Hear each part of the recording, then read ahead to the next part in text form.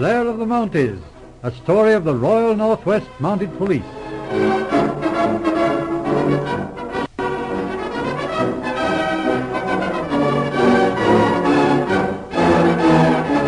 We present the second part of the Hamilton mystery, being the 9th episode in the dramatic series Blair of the Mounties.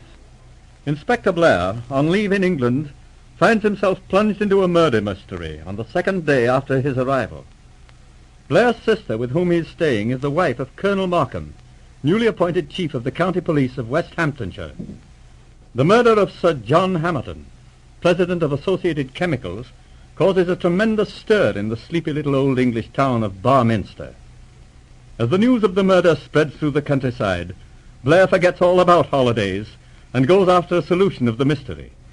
As our scene opens, we find Blair, Colonel Markham, and Superintendent Coulter discussing the crime in the library at Hamilton Hall.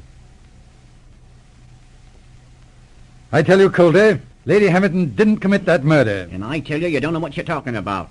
I've been in police work for 30 years, and I say she done it. Just a moment. Aren't you forgetting yourself a little, Coulter? I ain't forgetting my duty, Colonel Markham. This here friend of yours, Inspector Blair, well, he's got no right to come a-butting in on this here job. That will do, Coulter. I asked Inspector Blair to assist us. He has a lot of experience in criminal work. Well, he may be all right in Canada, but this here's England, and conditions is different. Let's get back to business, please. I'm going to ask Inspector Blair to explain why he disagrees with us in the face of all this direct evidence. Well, suppose we start from the beginning again and go over the ground. I'd like to talk to that housemaid and the housekeeper as well. What good'll that do with all the evidence? Why, it's simple enough. Sir John Hamilton was killed, wasn't he? We have 2 people who saw Lady Hamilton shooting. We got the gun she used, and the bullet fits the gun. What's the use of going over the evidence? Well, Coulter, I'll admit it looks as if you're right. Now, I'll make your proposition. You're a sportsman, aren't you? Well, I hope so. Ever do any fly fishing? No. Never had no patience with that sort of work. Of course, I likes to go fishing. Always use a worm myself. And when I gets a fish on the hook, I just drags them in. No blooming nonsense about me. Yes, I see. But when you come to catching murderers, Coulter, especially with important people involved, it's very like fly fishing. You have to be careful. I don't get you. Anyway, what's this here proposition? I want to talk to the maid, the housekeeper, and then the doctor. If I don't prove to your satisfaction that Lady Hamilton is innocent, then I'll leave this case strictly alone. That's fair enough, Coulter. Well, it's up to you, Colonel Markham, but I say it can't be done. Bring that maid in, McLean. Yes, sir. Come in, Johnny. You're the maid that was in the breakfast room this morning at 8 o'clock, are you? Yes, sir. You saw Sir John Hamilton shot? Yes, sir. Tell me what happened. It was just before 8 o'clock, sir. Sir John, he was a-standing out in the little court, just outside the window. Could you see him plainly? Oh, yes, sir. All right, go on. Lady Hamilton comes along from the shooting gallery. She had a little rifle under her arm. Sir John, he always waits for her. Just at the same time? Yes, sir. Lady Hamilton, she was in an awful temper, and they starts quarrelling. And I says to Milner, I says, there they go, at it again. All right, what then? Well, all of a sudden, Lady Hamilton turns and walks away. And Sir John, he turns his back and stood looking out over the garden. And then? Well, we heard a noise. And Milner, he said it was a shot. Sounded more like the crack of a whip to me. And then Sir John, he staggers and falls on his face. Oh, it was awful, sir.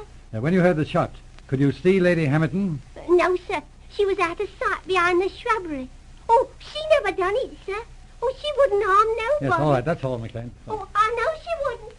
Oh, and if she did, he deserved it. You wanted me, sir? Oh, Mrs. Bevan. Yes, come in, please. Sit down, Mrs. Bevan. Thank you, sir. You're employed as housekeeper at Hamilton Hall? Yes, sir. How long have you been in Sir John Hamilton's employ? Why, ever since I was a girl, Inspector. I've been working at the hall for 20 years Indeed? now. Now, Mrs. Bevan, I understand you told the police that you saw Lady Hamilton shoot her husband. Yes, sir. Where were you when you saw this? I was here in the library, sir, looking through the window. I saw Lady Hamilton coming toward the house, and then I saw her turn. She lifted the gun to her shoulder, and, well, she deliberately shot her husband. It's a dreadful thing, sir, but there isn't any doubt about it. Morton saw it, too. What did I tell you? Just a minute. Now, Mrs. Bevan, this is the rifle that Lady Hamilton carried. You recognize it? Certainly. Mrs. Bevan, I want you to hold this rifle, just as Lady Hamilton held it when you saw her shoot her husband. Oh, no, I couldn't. It's too terrible. Come now, Mrs. Bevan. It's only a little thing. Just a matter of form. There. That's it. Thank you. Then Lady Hamilton fired from her right shoulder. Why, of course. Did you ever see Lady Hamilton fire a gun before? Years ago, I often saw her shoot. But not since she had the special shooting gallery built. No, sir. And she always used to shoot from the right shoulder. Yes, sir. Thank you. That's all, Mrs. Bevan. Please tell Dr. Rutherford to step this way. Very well, sir. What's all the fuss about this here gun? Did you look at that rifle, Calder? Did I look at it? What do you mean? Notice the wear on the woodwork? It's just opposite to what you see in an ordinary rifle. What do you mean, Blair? There's a rubber pad on the side of the butt for the cheek to rest against. It's on the wrong side. It's a left-handed gun, used by a person who shoots from the left shoulder. By George, yes. Well, what difference does that make? This here butler and the housekeeper both saw her shoot her husband. I wonder. It begins to make their evidence look pretty sick. Well, I don't know. She might have fired from her right shoulder, even with a rifle like this. I'll admit it does look different, but I don't see... Yes, sir. Here's Dr. Rutherford, sir. Oh, yes. Come in, Doctor. Have a seat. Yes. Thanks. How long have you known Lady Hamilton, Doctor? Practically all my life. You know Lady Hamilton well, of course? Yes, I've been her physician for nearly 15 years. Now, Doctor, I understand Lady Hamilton used to do a lot of rifle shooting. Then, for some reason, she gave it up, except for daily practice in a private gallery, always with the door locked. Why was that? Well, you see, 3 years ago she had a severe illness which affected her eyes. With what result? She practically lost the sight of her right eye. She's very sensitive about it, and it was a terrible thing to her then in another way. You see, she used to be one of the best shots in the country. You mean she hoped to regain her skill in spite of this affliction? Yes, that's why she had this enclosed shooting range built. She tried to learn to shoot from the left shoulder, but it was no use. Do you believe she shot her husband this morning? Well, it looks like it. I suppose it was just an unlucky chance. Ordinarily, in her present condition, she couldn't hit a house. One of the servants states that she fired from her right shoulder. Oh, but that's impossible. She's nearly blind in that eye. All right, but that's the key to this case, Doctor. I believe she's a victim of a frame-up. You mean that she didn't do it? I'm certain she didn't, but there's a motive that I haven't yet established. If there's anything I can do to help you... There might be. Tell me, Doctor, about this Mrs. Bevan, the housekeeper. Would she have any grudge against Sir John or his wife, or both of them, perhaps? That's an awkward question. I'd rather not be forced to answer it. It may save Lady Hamilton from a trial. Very well, then. This, of course, is in confidence. Yes. Mrs. Bevan had good cause to hate Sir John, and she certainly had a grudge against his wife. On what grounds? It's a queer story. Sir John has an only son and heir, a boy of 18. What's that got to do with it? Everything. Sir John was the boy's father, but Lady Hamilton was not his mother. What do you mean? His real mother is Mrs. Bevan. What? Even that wouldn't be motive for hatred. Not by itself, but the boy has never been told the truth. Mother and son have been kept apart since the boy was born. Hamilton was a very, very cruel man in some ways. Oh, thanks, Doctor. That helps a lot. I think we can clear Lady Hamilton. That's good news, Inspector. All right. Goodbye, Doctor. Thank you. Goodbye. What an extraordinary story. Strike me pink. It ain't as simple as I thought it was. Do you still think Lady Hamilton did it, Calder? Well, no, I'll admit it. It don't look like it, out of what the doctor said. But if she didn't, who did? It couldn't have been Mrs. Bevan. No, it wasn't Mrs. Bevan. Then who was it? I think I know, Calder, but I don't know how it was done. So we're back to where we started. Not quite. Oh, McLean, Yes, sir. I suppose there isn't another rifle of that same caliber in the house? Not of that size, no, sir. But there was a rifle in this room. What kind of a rifle? It's a 303 Army pattern Lee Enfield. That's no good. It's too big. That's right. You couldn't have fired a .22 bullet out of that. And not unless... Unless what? Well, not unless you used a Morris tube. Why, Jove, a Morris tube, of course. Why didn't I think of that?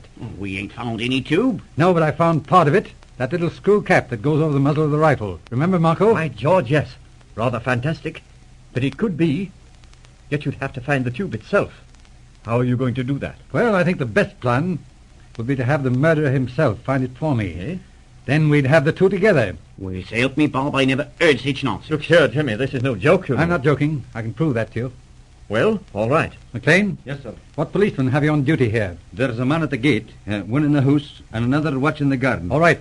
Leave them on till dark this evening. And you stay here, too. Then take everybody off when it gets dark. What's the idea? All right, I know what I'm doing. And another thing, Mac, when you take the men off this evening, tell Mrs. Bevan we're going to make a thorough search of this house tomorrow morning. Oh, but look here, you're not going to leave this house unguarded tonight, surely? No, not exactly. We'll all be back here at dark. What for? I want you to meet the man who killed Sir John Hamilton.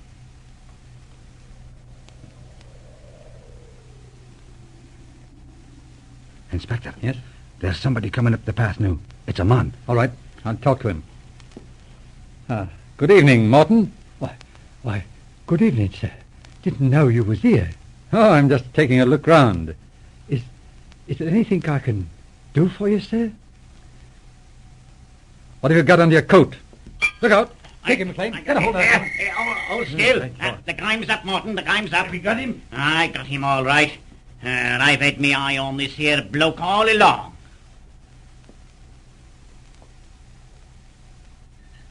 Oh, Jimmy, I'm simply dying to hear the rest of that story. How did you know Morton would be there last night? I knew he'd try to get that Morris tube out of the house before we searched in the morning. But what is a Morris tube? It's a long steel tube that fits into the barrel of an army rifle so that a smaller bullet can be used.